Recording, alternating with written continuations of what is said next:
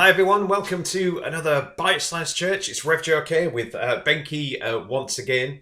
And what we've been doing over the last few sessions is exploring the topic of the Bible.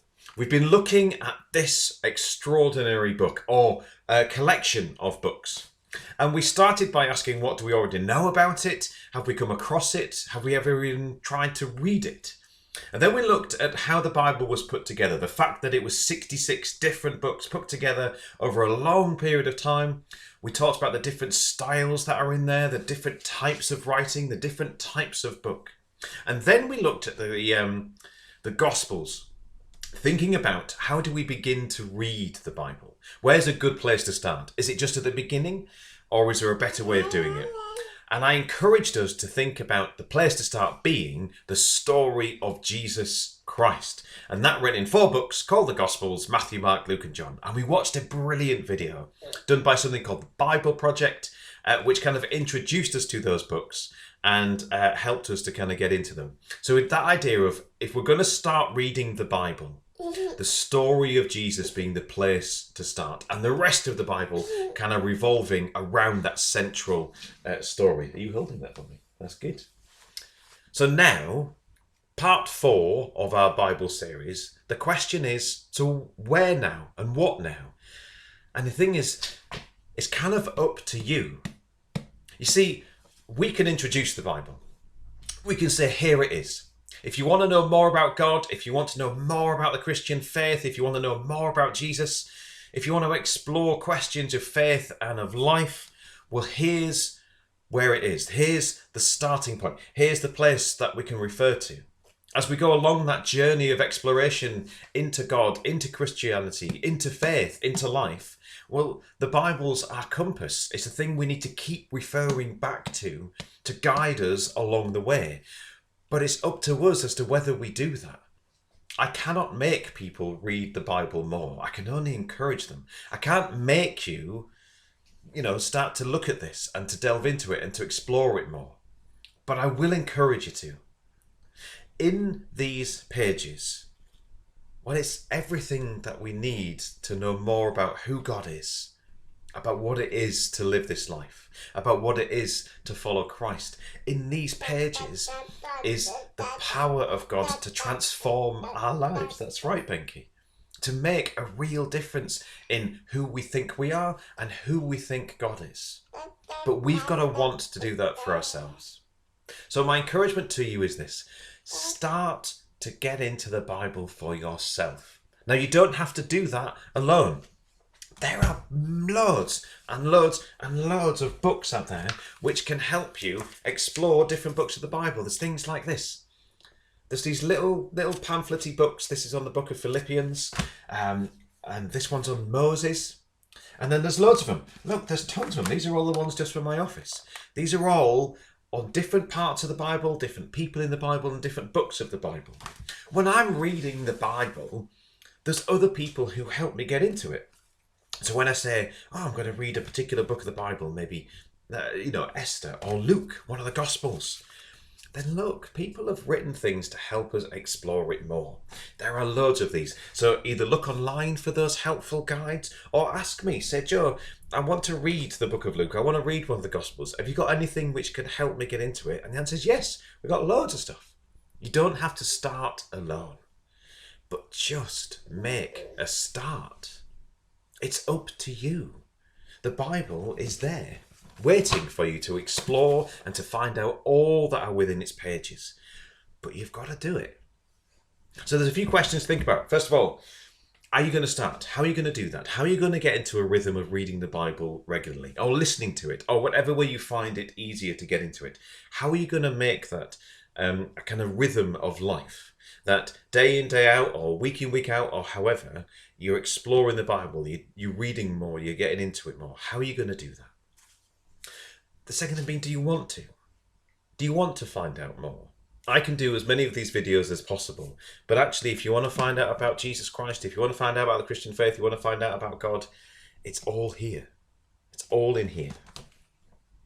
what we're going to do to end this run of sessions is I'm going to put another video on by the Bible Project, similar to the one we watched in part 3. But this one almost goes all the way back to the start and tells us and instructs us as to what the Bible actually is and why it's such an important book for us to get into.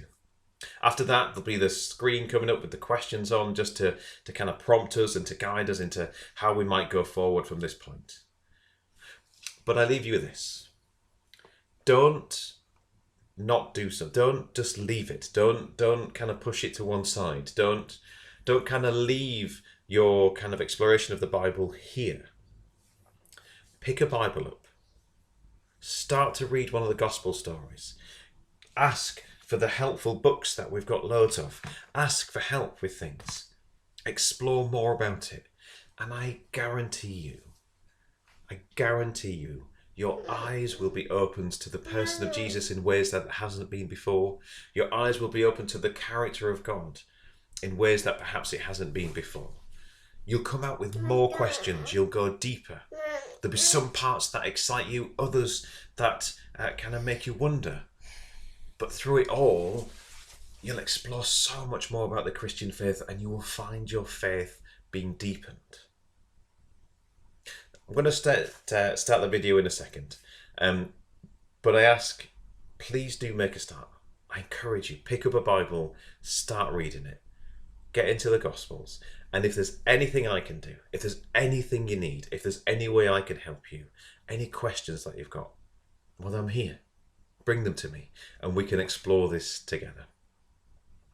Okay, I'm going to put this video on and then the questions will be up. There'll be another Bite-Sized Church coming up in the next few days. We're going to start a new topic. We're going to start exploring a bit more about the idea of creation, actually, about looking at the idea of this world in which we live and where do we think it came from.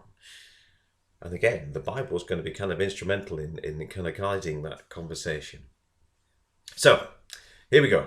Right back to the start as we think about where now and what we're going to do and how we're going to start reading the Bible for ourselves. Let's remind ourselves as to why it's important and what the Bible actually is. You guys look after each other, stay safe, and I'll see you very soon. The Bible. It's one of the most influential books in human history. It explores the big questions of why we exist. It's inspired many people to do amazing things. And confused many others. And you've probably got one sitting around somewhere. So, what is the Bible actually? Well, the Bible is a small library of books that all emerged out of the history of the people of ancient Israel. And in one sense, they were just like any other ancient civilization. But among them were a long line of individuals called prophets. And they viewed Israel's story as anything but ordinary. They saw it as a central part of what God was doing for all humanity. And these prophets were literary geniuses. Really? Yeah, they expertly crafted the Hebrew language to write epic narratives, very sophisticated poetry. They were masters of metaphor and storytelling, and they leveraged all of this to explore life's most complicated questions about death and life and the human struggle.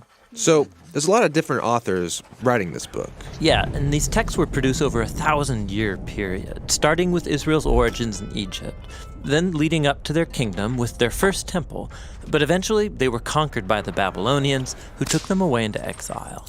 Then, at a crucial moment in their history, many Israelites returned to their land. They built a second temple, they reformed their identity, and this is when the Jewish scriptures began to be formed into the shape that we have them today. Okay, the Jewish Bible. What's in it? Well, in Hebrew, it's called by an acronym, Tanakh. The T stands for Torah, sometimes called the Law. That's Israel's 5-book foundation story. The N stands for Nevi'im, the Hebrew word for prophets. And this section consists of the historical books that tell Israel's story from the prophet's point of view. Then you get the poetic books of the prophets themselves. The K stands for Ketuvim, the Hebrew word for writings. This is a diverse collection of poetic books, wisdom books, and more narrative. And the Jewish people believed that through all of these literary works, God speaks to his people. Now, there were other Jewish writings being produced during this Second Temple period as well. Yeah, a really diverse group of texts. And these too were highly valued in Jewish communities. And there was debate from ancient times about whether or not some of these should be considered part of their scriptures. So this is a lot of different writings over a long period of time. Why did they put them all together like this? Well, altogether, these texts tell an epic story about how God is working through these people to bring order and beauty out of the chaos of our world. And it all builds up to a hope for a new leader who would come and renew all creation. And then the Tanakh concludes, and this leader never comes. So it's an expertly crafted work, but it's missing an ending?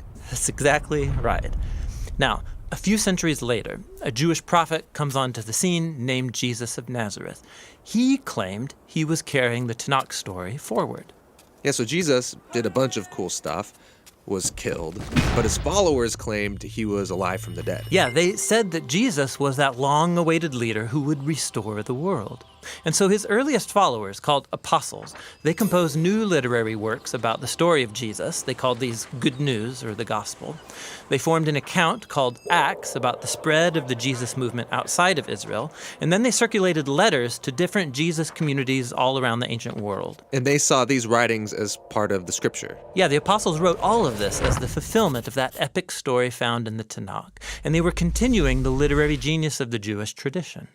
They also believed that God was speaking to his people through these texts alongside the scriptures of Israel. So that's the Old and New Testament. But what did the early Christians think of the other Second Temple literature? Well, different groups had different views about some of these books, but we know they read them and valued these texts because they passed them along with the Jewish scriptures. Okay, so we've got the Tanakh, the Jewish scriptures.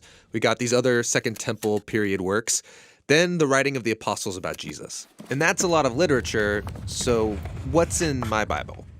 So the Christian movement has taken different forms over 2,000 years, and from the beginning, all Christians recognized the Tanakh and the New Testament as scripture. And for centuries, much of the Second Temple literature was read as part of the biblical tradition. The Catholic Church eventually made it official and called some of the books from this collection the deuterocanonical books. Some Orthodox churches used even more books from this Second Temple literature. And then in the 1500s, during the Reformation, Protestant Christians wanted to go back to the oldest writings of the prophets and apostles, so they accepted only the Old and New Testaments. Okay, I think I got it. But how does a collection of books produced over 1,000 years by all these different authors tell one unified story? Yeah, that's the question we'll address in our next video.